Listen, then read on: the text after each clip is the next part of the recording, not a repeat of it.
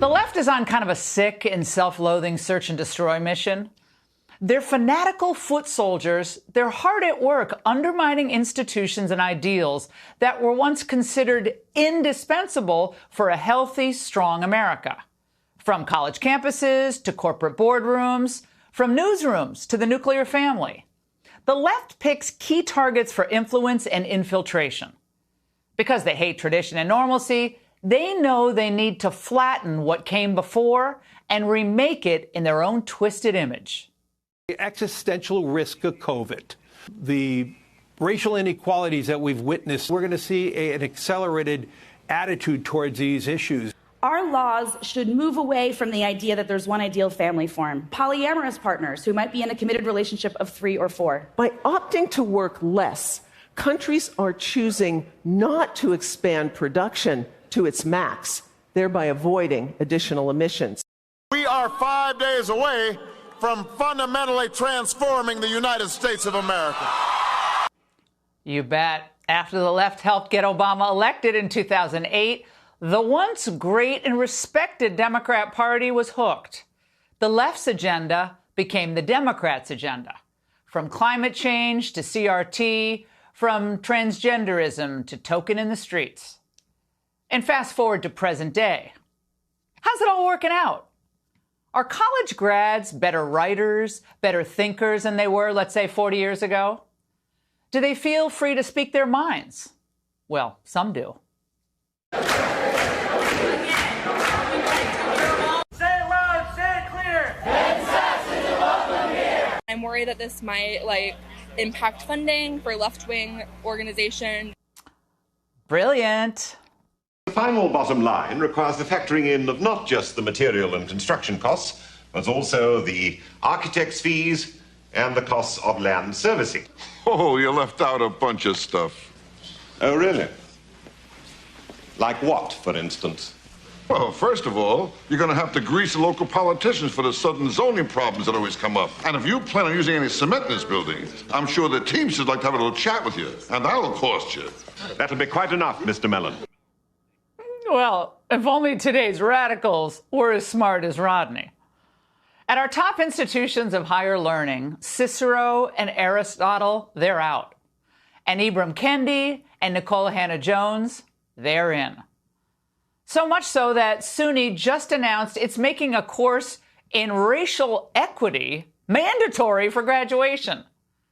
Because the left knows that objective merit hurts their own dimwits, they're working overtime to kill standardized tests.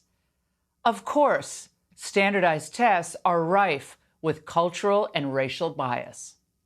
It's a poor measure, it's an unfair measure, and the SAT and ACT need to be eliminated. Why are we using standardized tests at all? Because the goal of these tests was never education. It was always exclusion.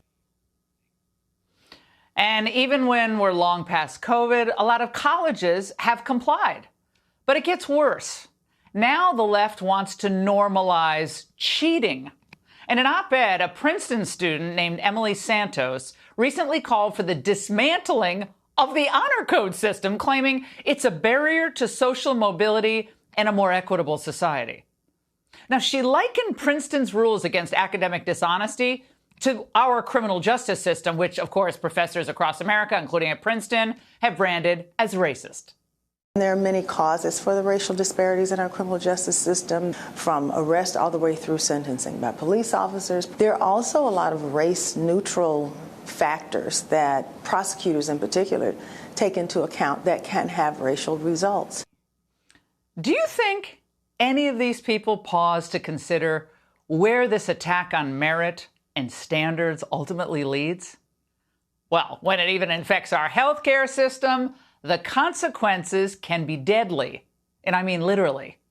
It turns out that med schools are imposing a sprawling diversity, equity, inclusion agenda that insulates certain groups from accountability. From the admissions process to residency programs, standards have been compromised and the results are unfair and downright dangerous. Let's think about it this way. Do you want your cardiologist to be objectively well-trained? Or do you prefer someone who graduates from med school under lowered standards because they check a box? It's gotten so bad at Yale University that the more wrong you are about key medical issues, the better your chances at landing a plum position. Meet the new dean of the Yale School of Public Health. She checked 3 boxes. She's a woman, she's a liberal, and she unapologetically parroted Big Pharma's nonsense. There is ample evidence that universal masking decreases infection rates by somewhere between 60 and 90%. We know that the durability of those antibodies from natural infection is not strong. Once we can get vaccines in the arms of little kids, we'll see that number of hospitalizations for 0 to 4-year-olds drop. 0 to 4-year-olds. Natural immunity doesn't work. Wrong, wrong, wrong. The woman's either a complete dolt or she's playing one for the promotion and status. But again, to the left, nothing is sacrosanct. They don't care if your education is compromised, your kid can't read and write. And they sure as hell don't care if your health is compromised, as long as it means more power for them. So no wonder the public has lost so much faith in the healthcare industry. The Hippocratic Oath has been replaced by a hyper-political one. Of course, the left could do none of this without the help of the media, whose own credibility, well, that's shot, and again, totally self-inflicted. This week, former Washington Post bigwig Len Downey finally admitted what we've been saying for ages. Increasingly, reporters, editors, and media critics argue that the concept of journalistic objectivity, he writes, is a distortion of reality. They point out that the standard was dictated over decades by male editors in predominantly white newsrooms. Of course, just like SATs, ACTs, MCATs, honor codes, they're all racist. So is the word objective in newsrooms. He continues, reporters and editors believe that pursuing objectivity can lead to false balance or misleading both sidesism in covering stories about race, the treatment of women, LGBTQ+ rights, income inequality, and climate change. Now, what's key here is they have already concluded there is no room for debate on any of those issues I just mentioned, because that would compromise the modern left's orthodoxy. 0 debate, 0 dissent. So do you see the pattern here? It's just like during COVID. And just like in college classrooms, emotions and identity, not facts, ruled the day. Reporters making themselves the stories. Did Peter Jennings ever do that? I don't remember it. Let's face it. It might have sounded harsh at the time, but Trump was right when he called them fake news. All the attacks of fake news, the idea that there's some kind of a conspiracy brewing within places like the New York Times or the Washington Post. What I found was extraordinary care.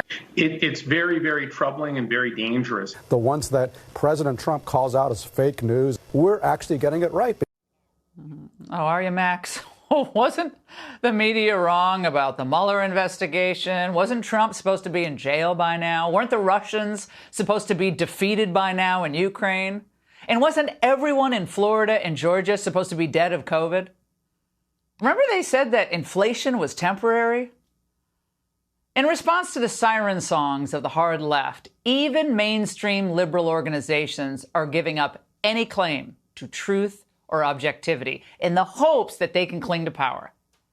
But of course, the more obvious their biases become, the less Americans trust them, and the more power will flow away from them and toward a rising populist movement that prizes accuracy over ideology.